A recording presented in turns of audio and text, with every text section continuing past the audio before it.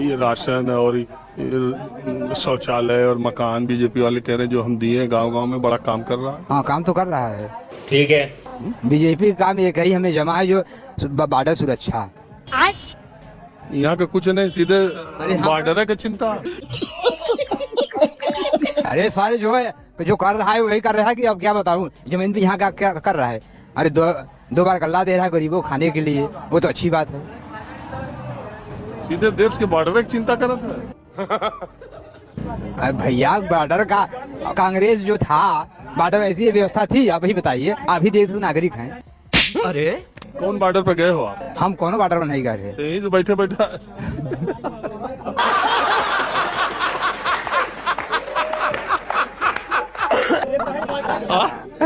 नहीं भैया, पेपर कैसे पता चला कि कांग्रेस के समय में बॉर्डर? पेपर बता रहे भैया, पेपर मीडिया। जी। बाकी जो बच रहा है शाम को टीवी।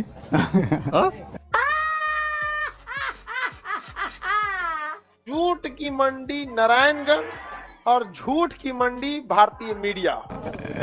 आप खुद ही ज्ञाता है ना, आप खुद ही जानकार हैं। हम ना क्या था, हम तो कुछ ना जानते। ये बताओ तो कि कैसे पता चलेगा कि बॉर्डर पहले बहुत कमजोर रहा है, इसमें बॉर्डर बहुत टाइट है। हमको नहीं पता। सही समय बता रहा है, मीडिया पेपर बता रहा भैया, वो उससे हम बताए ला, वो कौन बात नहीं भाई। जो आए भी वही भी काम करे जैसे कर रहा है। मजदूर किसान अपन मेहनत करे वही खाए, और क्यों पहुँचाए रोटी न। महंगाई कम हो, महंगाई और समय के आधार पर महंगाई तो है।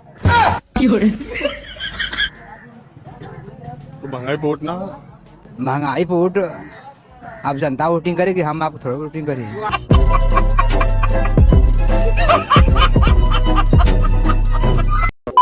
जी आप बताएं। मेरे 70 साल से कुछ नहीं हुआ है, वो रियलिटी है। 70 साल से कुछ नहीं हुआ है। बीजेपी के लोग भी पूछते हैं कि कांग्रेस ने 70 सालों में क्या किया। हाँ, बता रहे हैं। सर, ये जो कपड़ा पहने फूड डिजाइनिंग इंस्टीट्यूट यहाँ रायबरेली में, यहाँ के दुनिया के डॉक्टर एम्स में पढ़ के जा रहे हैं। ठीक है, ऊंचा RNTPC से पूरे भारतवर्ष को लाइट सप्लाई हो रही है। FGIT से लड़के जाके इंजीनियरिंग से बड़े बड़े कॉलेज में प्लेसमेंट ले रहे हैं। ठीक है, हम बता रहे हैं। रेल को से जो वंदे भारत बन रही है, इसका भी पहिया जो चला रहे हैं ना, नए नए लॉन्च कर रहे हैं, ये भी हमें लालगंज से लॉन्च हो रहा है। ठीक है, मतलब यहाँ डॉक्टर बन रहा है, यहाँ बिजली बन रही है, और यहाँ पायलट प्लेन भी बन रहा है। अरे फट गई उसकी, जाने से। देश में कुछ नहीं हो सकता। नहीं, बिल्कुल कुछ नहीं हुआ है। वो आपके साथ ही चाइना निकला था, और चाइना कहाँ पहुंच गया और हम कहाँ पहुंचे हैं। हमारे साथ तो एकदम पाकिस्तान निकला था। नहीं, पाकिस्तान तो यार, मैं किसी गधे से थोड़ा ना अपने को कंपेयर करूंगा। बात तो सही है। 5000 पुरानी सिविलाइजेशन हूँ। तो ये जब चुनाव आता है तो पाकिस्तानी की चर्चा ज्यादा होती है चाइना से। नहीं, ऐसा कुछ नहीं है। वो पुरानी गवर्नमेंट्स का था। पाकिस्तान की चर्चा पाकिस्तान के पाकिस्तान में पाकिस्तान साथ एक अभी ही। बिहार में चुनाव हो रहा था, अमित शाह जी का बयान है, बटन यहाँ दबेगा, अगर यहाँ जीते नीतीश और लालू तो ताली पाकिस्तान में बजेगी। याद है आपको? नहीं, देखिए, मैं पॉलिटिकल आदमी नहीं हूँ। मैं एक नॉर्मल सीधा साधा। और आप ये मानते हैं कि 70 सालों में पीछे इस देश में कुछ भी नहीं हुआ? बिल्कुल सही। सब कुछ जो भी हुआ है वो देश के खिलाफ हुआ है। नेहरू को एक भी वोट नहीं मिला था प्राइम मिनिस्टर बनने का। Out of 15 votes in the constituency उस टाइम 12 वोट सरदार वल्लभ भाई पटेल को मिले थे। जो सच्चाई है वो सच्चाई है। सच्चाई आपसे छुपा दी गई। सुभाष चंद्र बोस को गायब कर दिया गया। तो ये सारी चीजें सच्चाई है। एजुकेशन सिस्टम क्या डेवलपमेंट की है यार, कुछ डेवलपमेंट नहीं की है। सुभाष चंद्र बोस कांग्रेस के प्रेसिडेंट कभी थे कि नहीं? बिल्कुल। और क्यों हटाए गए थे कांग्रेस के प्रेसिडेंट से, वो भी आपको मालूम होना चाहिए ना। जस्ट बिकॉज महात्मा गांधी को नहीं पसंद थे। बात यह है कि आप ऐसे शब्द का प्रयोग कर रहे हैं राष्ट्रपिता के लिए, वो मैं अपने चैनल पे दिखा नहीं सकता। नहीं, सुनिए, राष्ट्रपिता नहीं है वो। ठीक है, वो आप किसी ने कहिए। बना दिया गया। जिसकी औकात अपने गांव के मुखिया से लड़ने की नहीं है, जिसकी औकात एक विधायक से लड़ने की नहीं है, वो उस गांधी पे आवाज उठाता है जो गुलाम देश में इंग्लैंड की महारानी से लड़ा। आप सिर्फ मुझे बता दीजिए कि महात्मा गांधी को राष्ट्रपिता किसने कहा? हमको नहीं पता। मुझे नहीं मालूम किसने कहा। मैं बता देता हूँ। हाँ जी, बोलिए। सुभाष चंद्र बोस ने ठीक है, उन्होंने बोला उसने अपने रेडियो के संबोधन में। वो दैट्स ओके, बट वो आप सुभाष चंद्र बोस को क्या मानते हैं? नहीं, सुभाष चंद्र बोस को मैं अपना लीडर मानता हूँ। आज आपको ये पता चला कि राष्ट्रपिता सुभाष चंद्र बोस ने कहा। नहीं, वो ठीक है यार। किसी एक आदमी बोलने से वो हम सबके, he is not such a great leader की वो सुभाष चंद्र बोस भी नहीं थे। नहीं, देखिए, अगर सिर्फ बहस करनी है आप शायद फिर कांग्रेस पार्टी के। मैं आप बोल सकते हैं जो बोलना ठीक है, चाहें। मैं- मैं कह रहा हूँ आपको जानकारी ये नहीं थी कि राष्ट्रपिता किसने कहा, तो मैंने आपको जानकारी दे दी। तो ऐसी स्थिति में सुभाष चंद्र बोस ने उनको राष्ट्रपिता कहा, तो आप क्या कहेंगे? नहीं, सुभाष चंद्र ने चलिए, ठीक है। बताइए। क्या बोलूं मैं इस पे?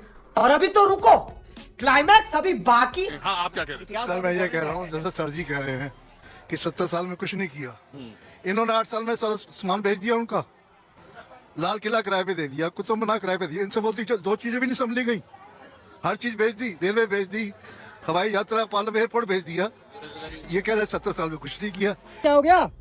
हमारे फटके हाथ में आ गए और तुम पूछ रहे हो क्या हुआ? ये बता दे 8 साल में क्या किया, अगर उन्होंने 70 साल में कुछ नहीं किया, 8 साल में क्या किया ये बता दे।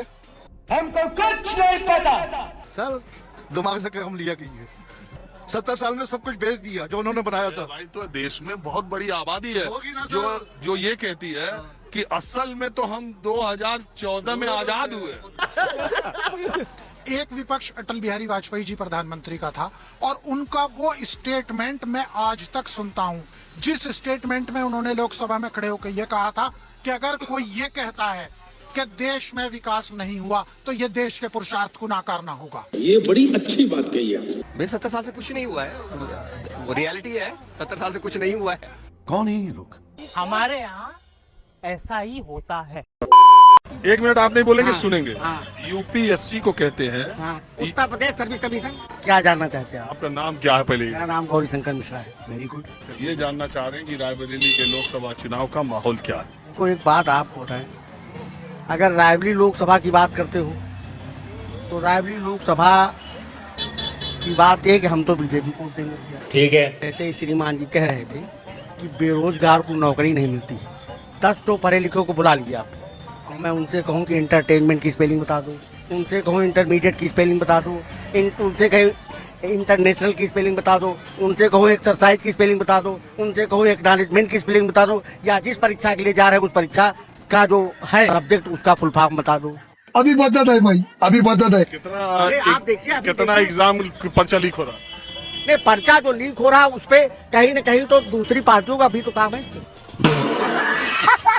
उसको यार जब निकल रहा है 5-6 साल के बाद यूपी कांस्टेबल की भर्ती निकली 18 के बाद, और इसके बाद आप एग्जाम नहीं करा पा रहे हो। आप यूपी पब्लिक सर्विस कमीशन पहली बार सुनिए, अरे पंडित जी आप बोले, मैं सुना, मेरी बात भी सुन लीजिए।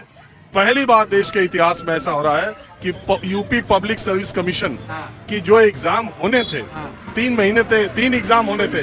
अरे मेरी सुन तो रुको जरा, सबर करो। रिजल्ट आ गया किसका? यूपीएससी का।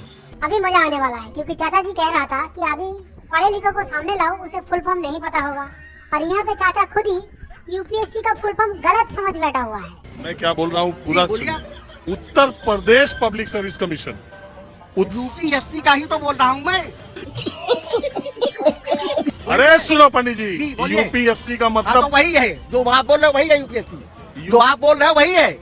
1 मिनट आप नहीं बोलेंगे, 1 मिनट आप नहीं Uttar Pradesh service commission. 1 minute आप नहीं बोलेंगे, 1 मिनट आप नहीं बोलेंगे, सुनेंगे। हाँ। यूपीएससी को कहते हैं उत्तर प्रदेश सर्विस कमीशन। अच्छा। अरे यार 1 मिनट चुप रह सकते हो पंडित जी, इसकी गारंटी मैं नहीं दे सकता। 1 मिनट चुप बोलिए रहे। आप।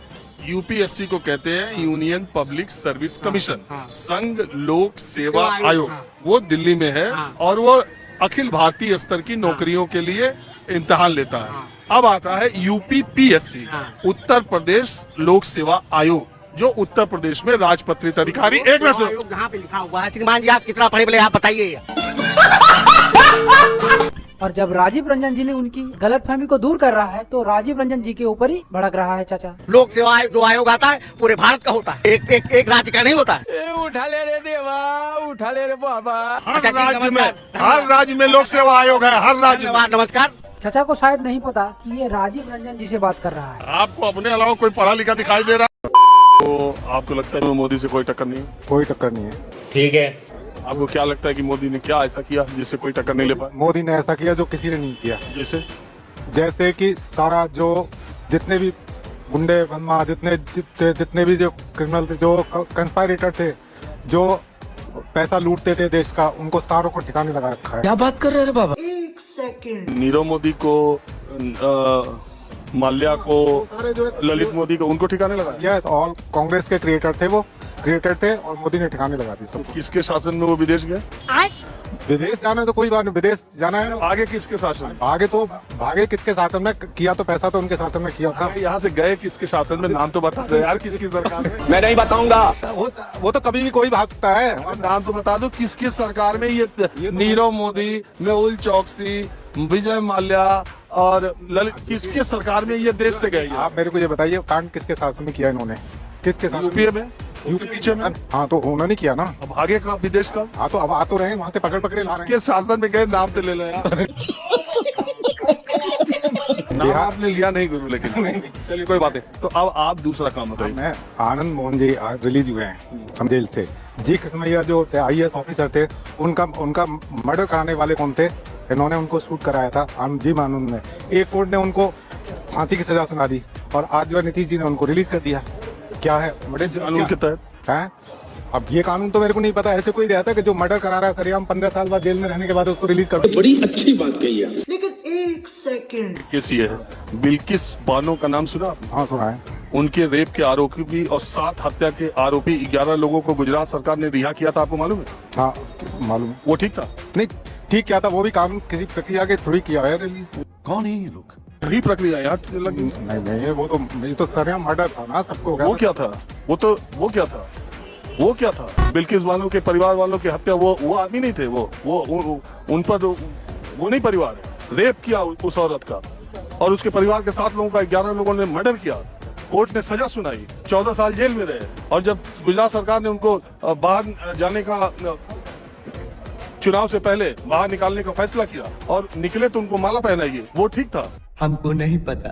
ठीक था, मैं तो आज का बता रहा हूँ आपको। नहीं, आप अगर वो ठीक था तो ये भी ठीक है, बल्कि वो ज्यादा अगर अपराध की बात में। बिल्किस बानो का केस मैंने थोरली पढ़ा, गया नहीं हूँ मैं। बात है, आप एक पढ़ते हो, एक आंख से नहीं देख सकते दुनिया को। नहीं एक आंख से नहीं, दोनों से देख रहे हैं। दोनों में बता रहा हूँ, दोनों में एक ही नियम लागू किया गया। दोनों में ये कहा गया कि अगर उम्र कैद की सजा है और 14 साल तक सजा उस आरोपी ने जिसके ऊपर है, जो कैदी है, 14 साल अगर बीत गया तो सरकार ने उसको रिव्यू किया और छोड़ने का फैसला किया। बिहार सरकार ने ये काम अभी किया, जबकि आनंद मोहन अपने बेटे के पैरोल पर आए थे और ये कल फाइन पैरोल, शादी के पैरोल उस पे आए थे, शादी में आए थे इन्होंने। उसमें तेजस्वी और नीतीश तो बहुत वे आर प्रेजेंट ओवर देयर, समझे? वो आपको दिखा, बिल्किस का नहीं दिखा। क्या बोलूं मैं इस पे?